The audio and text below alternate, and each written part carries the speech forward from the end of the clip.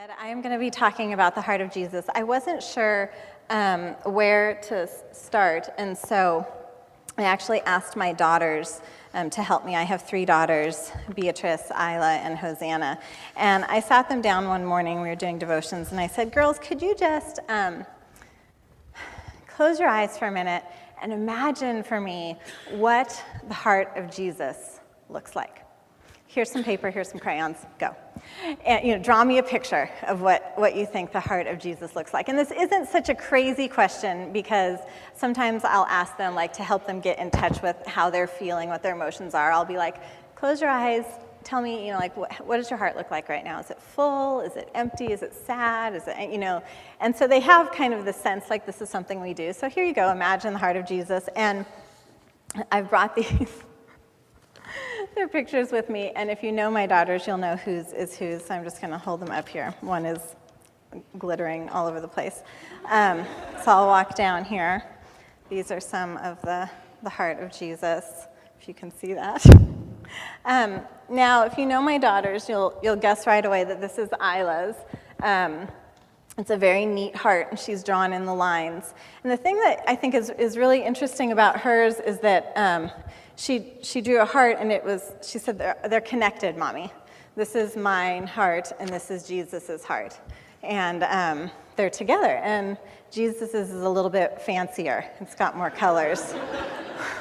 That's all I could get out of her in terms of what that signifies. Then with B, it's kind of a messy heart there in the middle with some scribbly drawing, lots of glitter. And then we have some yarn just crisscrossed over there because why not? Maybe it's a little fuzzy. And then I said, are you done? She goes, no. And it just kept, and then so we had to do glitter glue over here. And I said, are you done now? No. And there's more glitter we have to add over. And it just kept going and going. And it is going and going. There's glitter all over here now and all over me. So, but I thought, she got, it just kept expanding. I thought, well, that is something that's true about the heart of Jesus. It overflows. And so there you go. That's my sermon for the day. You don't need anything else. You can go now. No, but they make some good points. It might not be a bad exercise for all of us to try at home. So why are we doing this series? If you've been here for the past few weeks, we've been talking about the person of Jesus, who he is, what he's like, what his character is, how we can learn to hear his voice better. And if you've been around for a little while too, you know that our kind of MO around here is this. We listen, we hope, we listen to God expectantly, waiting on him. We believe that he's a God who speaks to us, and we're going to hear from him, whether that's in prayer, whether that's through his people, whether that's through his word. We are going to discern together in community what that means, what he is saying, and we are going to seek to follow, to obey courageously what he's called us to. And as folks were thinking, Matt and others on the teaching team, the elders were thinking about what would be a good thing for our community to do? We thought, oh yeah, the person of Jesus.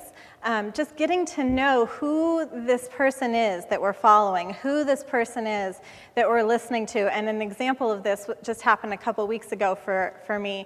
I was in a meeting with some other leaders, and we were trying to discern something together. And so we had spent time apart kind of praying, and then we came together and we were listening, and we all kind of shared what it was that we'd heard. And several people were like, I really feel like this, I really feel like, and it was the same thing. And then they got to me, and I was like, to be honest, that's totally not what I heard in prayer. That's not it. I said, but you know what? I know who Jesus is, and that's totally in line with Jesus. And so yeah, that's what we should do. And it's because we're a community that moves in response to what we hear, and we also move in response to who we just know God is.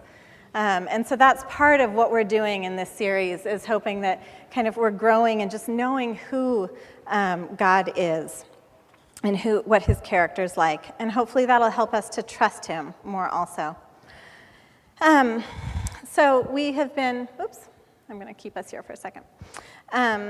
We've been looking at stories mostly from the life of Jesus, from the accounts of his life in the Gospels, of his words, of his actions, of the ways that he interacted with the people around him, the ways that he interacted with those closest to him, the ways he interacted with the masses of people, and even the ways he interacted with his enemies. And today I'm actually going to back us up even a little bit more. And I'm going to start with some of the prophecies that were spoken about Jesus before he even came on the scene. And the reason that I want to do this is because in talking about the heart of Jesus, I think we can kind of, if we back up a little bit and get a handle on what was said about him before he even arrived, what was he going to be all about, then it might give us a hint of what his heart is about. So we're going to start here with some passages from the Hebrew Scriptures. And this isn't all of them that I could have chosen, but you'll see where we're going with this.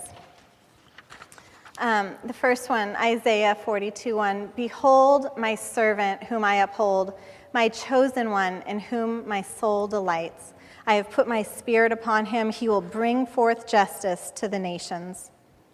Isaiah 49:6, he says, "It is too small a thing that you should be my servant to raise up the tribes of Jacob and to restore the preserved ones of Israel. I will also make you a light of the nations so that my salvation may reach to the end of the earth."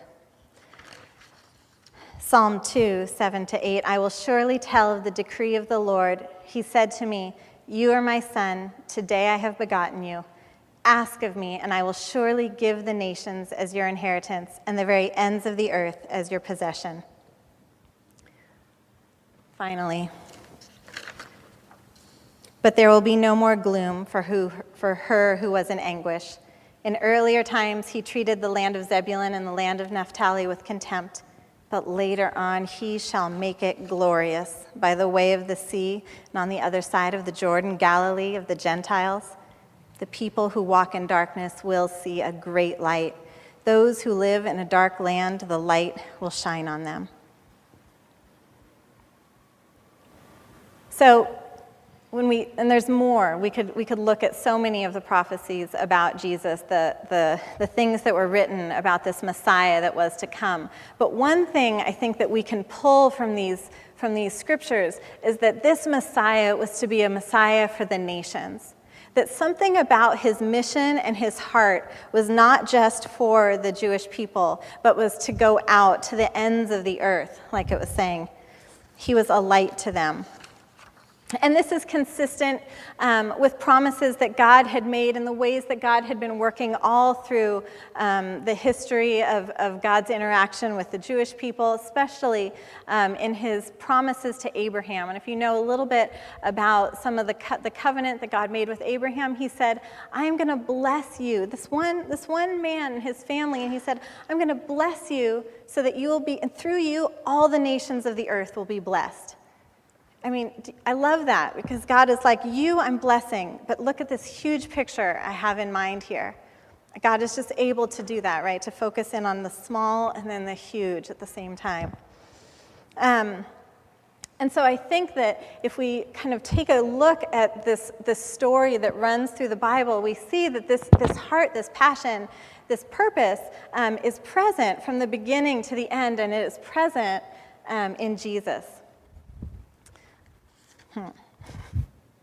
This heart is present in Jesus, and specifically this heart for the nations.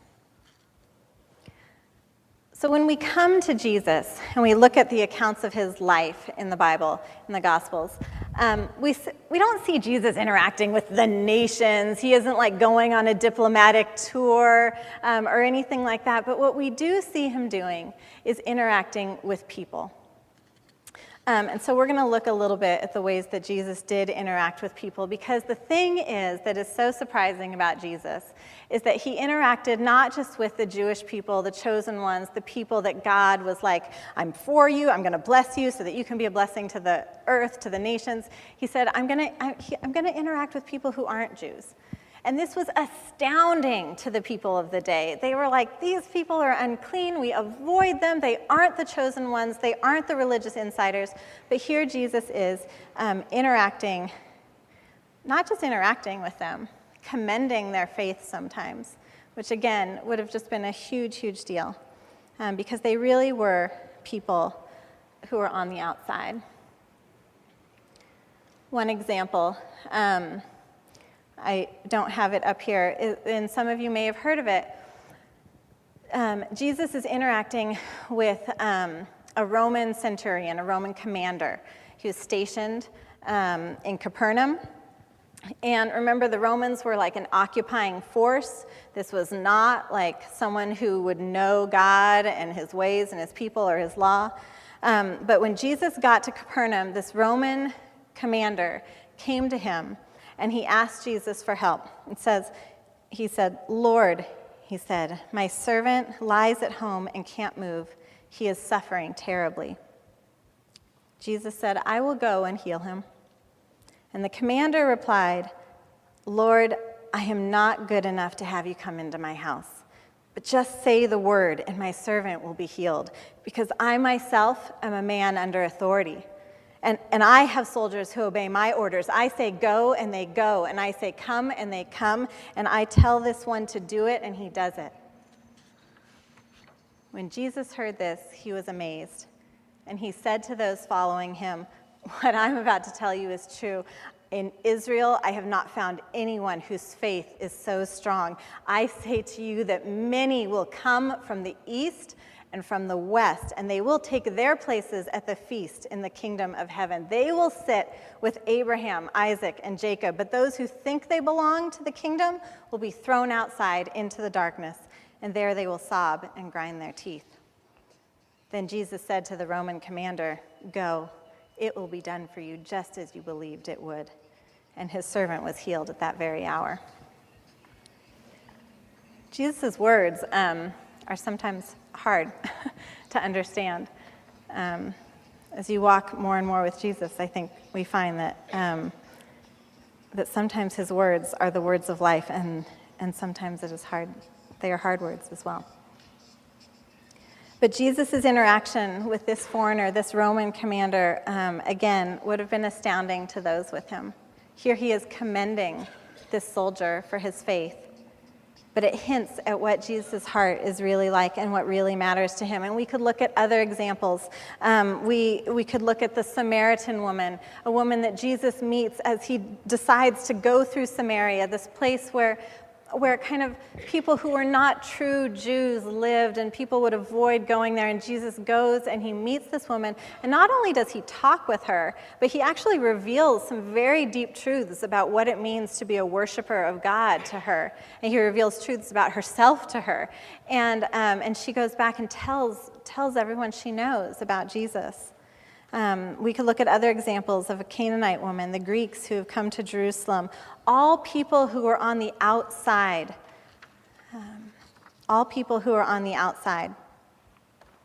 But I think there's one story that reveals even more of Jesus' heart, and that is in the cleansing of the temple. Jesus gets riled up sometimes, and that's one of the great things about Jesus too. And this is one of those times when you really see something that really matters to him come out. So Jesus goes into the temple and he turns over the money changers, and we're going to look at this story right here. So here it is. When Jesus reached Jerusalem, he entered the temple area. He began chasing out those who were buying and selling there. He turned over the tables of the people who were exchanging money. He also turned over the benches of those who were selling doves, and he would not allow anyone to carry items for sale through the temple courtyards. Then he taught them. He told them, "It is written that the Lord said, 'My house will be called a house where people from all nations can pray,' but you have made it a den for robbers." The chief priests and teachers of the law heard about this, and they began looking for a way to kill Jesus. They were afraid of him because the whole crowd was amazed at his teaching. Now, if we back up a bit, Jesus is actually quoting a passage from Isaiah. And this might surprise you, but God had made like these really special provisions for people who weren't of the Jewish nation, but who wanted to come and worship him. Like, there's a whole passage, and I didn't write it down on here, but this is what it says. It says, suppose an outsider wants to follow the Lord, then he shouldn't say, the Lord won't accept me as one of his people. Suppose outsiders want to follow me and serve me. They want to love me and worship me. They keep the Sabbath day and do not misuse it, and they are faithful in keeping my covenant. Then I will bring them to my holy mountain in Zion. I will give them joy in my house. They can pray there. I will accept their burnt offerings and sacrifices on my altar. My house will be called a house where people from all nations can pray. Why was Jesus so upset? He was upset. All this buying and selling and trading, is it because they weren't being just, that they were cheating people? That could be it, but I think that it was more than that too. I think it was because they were in the court of the Gentiles. This was the place where the outsiders were to come and worship. This was the place where they could come and encounter the true and living God. And there was no place to do it. It was full of people buying and selling and trading. The way was truly blocked for them to worship. There was another passage that came to my mind when I was thinking about this in preparing for this talk.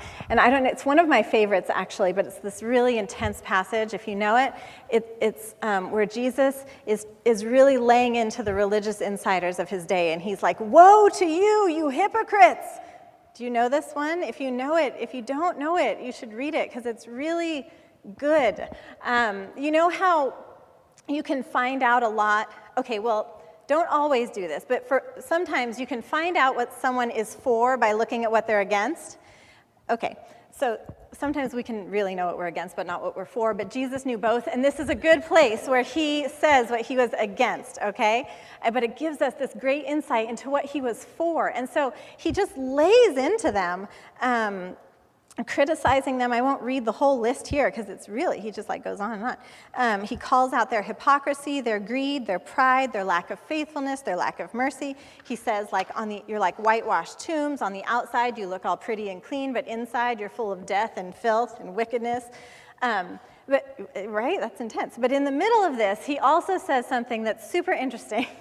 It's all interesting, but relevant perhaps for today. So he says this. How terrible it will be for you. So like, woe to you, teachers of the law and Pharisees, you pretenders.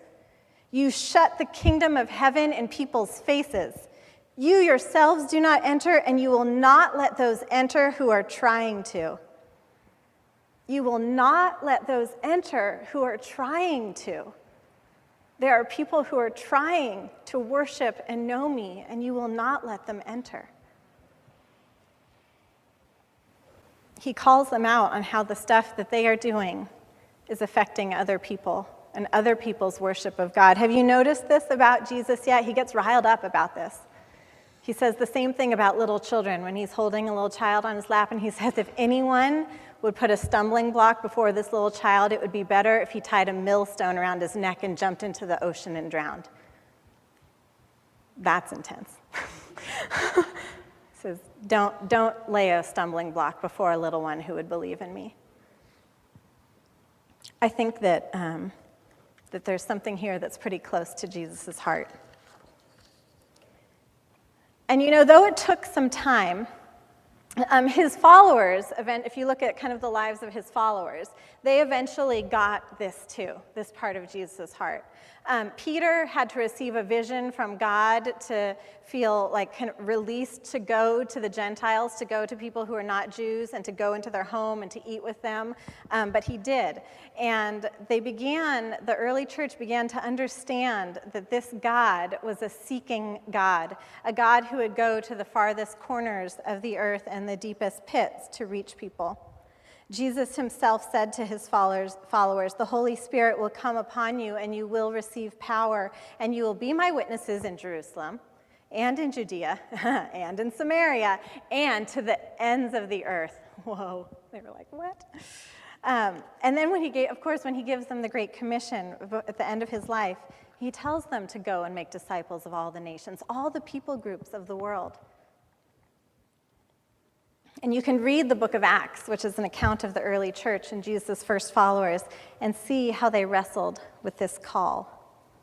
They began to understand that this message, this heart, extended far beyond their known world. So if you're tracking with me, and I hope that you are, then you see that this desire for all people to know God and to worship him is part of the heart of Jesus, starting from the prophecy, starting from in the very beginning, and even with God's blessing to Abraham through Jesus' life. We see the prophecies about Jesus and his purpose. We see his personal interactions with Gentiles. We see his passion in making the way clear for all who would come to worship God. And we see his command to his followers to take his message to the ends of the earth. So for many years, if I had been giving this teaching, I would have stopped there. And I would have said to all of you, that is it. That is the heart of Jesus. He is for the nations, he is for bringing in the outsider, he is for making the way clear for all peoples to worship God. But I think it also goes a little bit deeper than that, and to something that's even dearer to the heart of God, and so I'm going to tell you another story. So like I said, I have 3 daughters, and one night, this was several years ago, I was tucking Bea into bed, and I decided to tell her 3, so I said, honey, I'm going to tell you 3 stories tonight. Oh, good. And I said, I'm going to tell you the lost stories, the stories of the lost things. Oh, okay, what are these? And these were the parables of the lost coin, the parable of the lost sheep, and the parable of the lost son, the prodigal son. And so just to refresh your memory about what these are, basically Jesus had begun to draw quite a following. They were people, his followers were not always those among the religious elite. In fact, they were kind of like the outsiders, a lot of outsiders. So Jesus decides to tell them and the other people who are listening 3 stories. One about a shepherd who has 100 sheep but loses one. And so he leaves the 99 and he goes traveling and searching for the one, and then he throws it over his shoulder and brings it back, and then he actually calls friends and family and rejoices because the sheep is back. A woman who has 10 silver coins but loses one in her house, and so she turns her whole house upside down, sweeps the whole place, finds the coin, and then she calls her friends and neighbors over to rejoice and have a party because she found her coin.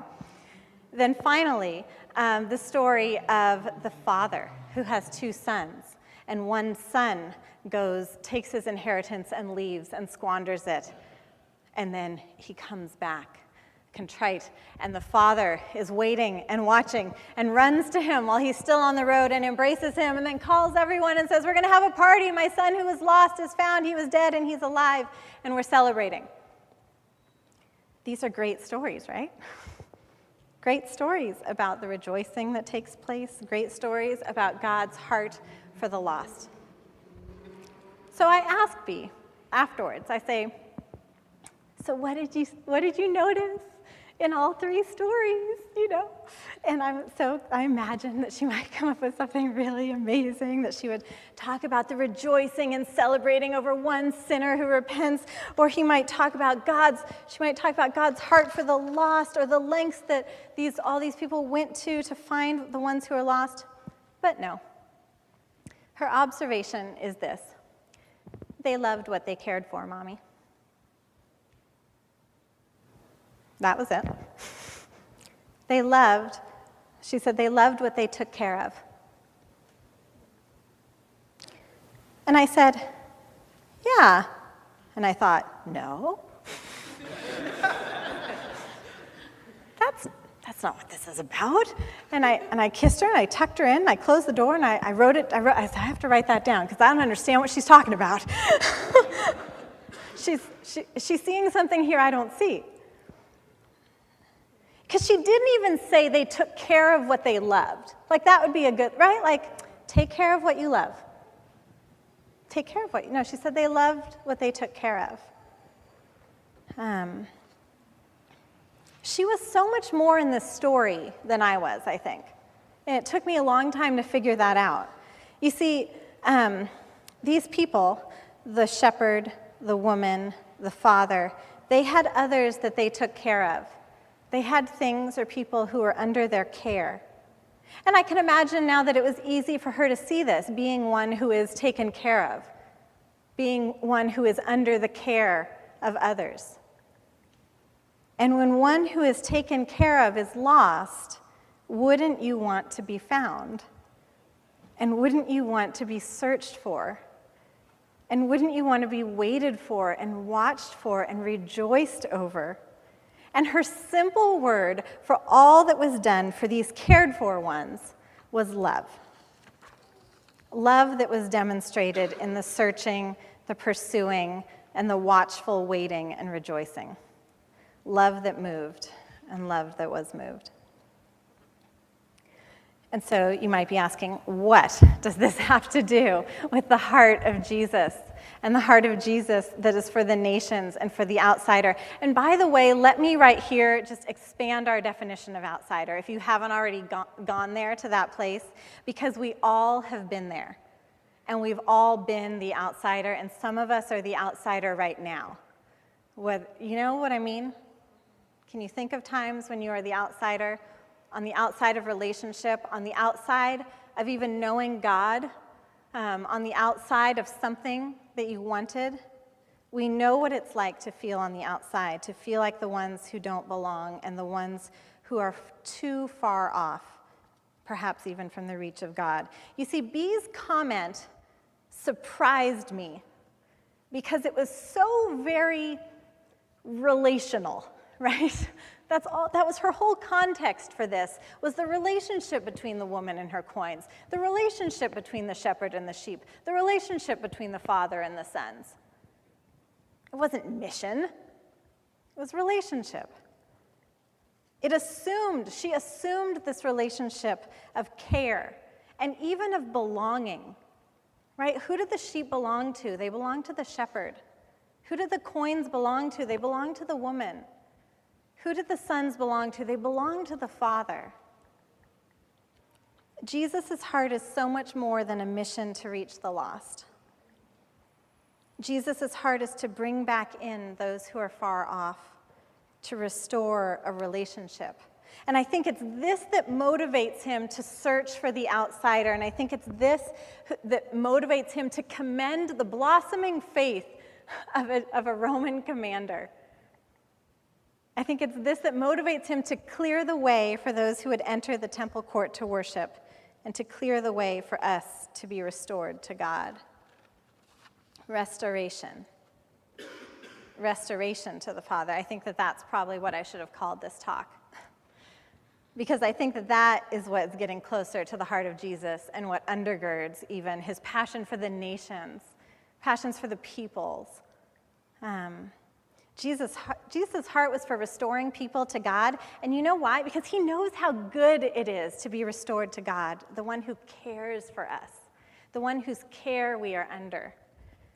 He knows how good it is to live in this perfect relationship with God the Father, to have the joy and abundance of an intimate relationship with him. You know, he talked with his disciples about this. He said to them, I want you to have joy. I want you to have joy and life that is abundant. And he knew that the place that they were going to find that was in relationship with God. He knew how good it was, how much life there was present there. In fact, the only life present there in relationship with the Father, in being reconciled, in living in intimate connection to the Father. Every once in a while, I like to feel really spiritual, and so I try to read a Henry Nouwen book. It doesn't work because I don't understand a lot of time what he's saying. But so I was trying to read one of his books recently, and he was doing this whole commentary on the prodigal son. The story of the prodigal son. And this one sentence struck me, and I just didn't understand, because I didn't agree with it, because I was thinking about this sermon, actually. And he said, something like this, Jesus' whole mission, his whole invitation was not to believe in him, but to believe in the relationship that was possible with the Father, the relationship with the Father. And I was like, no, I don't think that was it, but I couldn't get it out of my head. Has that ever happened to you? Like, that a movie was really good because you keep thinking about it, or a book or something, and this really stuck with me. And so I went back and I'm like, maybe I should reread that part because I can't get it out of my head. And so this is what he actually said. He said, Jesus' life is an invitation for us to believe in the relationship between himself and the God whom he names Father. This very same relationship is available to each one of us. For you or I to engage this primal encounter is for us to return home. And those words hit me. Because that's what restoration really is about, too. It's about returning home. And so perhaps when we think of Jesus' heart, when we think of his heart towards those outsiders, to those who are far off, and let's even think about his heart towards us, we might think of this invitation to return home to God, to come under his care. And perhaps this is often what is on Jesus' mind as he surveys our world. Do you think about that? Do you think about what he's thinking as he looks over our world and the nations? Do you think he's thinking, come home to the Father? Come into his embrace, whether you live on the other side of the world or the other side of town or the other side of the street. This is a call to return home. And so for us today, and I'm not saying that all that message and all that beautiful arc of Scripture is not about the nations and the earth. It is. But it is about restoring to God, restoring what was lost and what was broken and what was disrupted. It's about bringing what truly is God's back under his care. And so I think that today, I think there's something for us in that. If you feel like you are on the outside of a relationship with God, if you are an outsider there, then Jesus is inviting you in. And he is saying, come to me. Jesus' disciples said, Jesus, we don't know where you're going. How can we find the way? Like, they were like, Jesus, we want to be where you are. And he's like, I'm going to the Father. And they're like, we don't know the way. How are we supposed to get there? And I can imagine that they were kind of desperate. Like, Jesus, and Jesus said to them, he said, I am the way and the truth and the life. And no one comes to the Father except through me. Come to me. I am the way. And so if that is you, and if you want to know what it's like to come under the care of the Father and into his embrace, then today is an opportunity to say yes, and to say, yes, Jesus, I want to know you as the way. And I want to say this too. Jesus is an inviting God, so he's like, come and see. We talk about that often. We're like, Jesus says, come and see to people. But he's also this. He isn't just one to just stand around either and be like, come on over and see. You know where I live. Chances are you're going to hear some knocking on your own door. Okay? So another image of Jesus that we have in the Bible is one of Jesus knocking on the door. And so you might be here today too, and you might hear him saying, come and see, but you also might hear the knocking, because Jesus is a God who will go to your door. Okay? This is a God who goes to your door. And the verse in the Bible that talks about him doing this, it says, behold, Jesus stands at the door and knocks, and anyone who opens that door, Jesus is like, I'm coming in, I'm here for dinner. What's going on? You got a place for me to sleep? No, it's okay. So watch out. He'll just come right on in. And for those of you who have a relationship with God and know, you know the Father, and you know what it's like to be in his embrace, then I think that there's an invitation to go deeper with God. And I think there's an invitation to know his care more. And I think there's an invitation in whatever place you still feel on the outside with God, right? Where you're like, we're good, God, but we're not that good. We're okay, but not there. That person is super close to you, but not me. I think that this is an invitation to healing and to more restoration and to coming further in with God.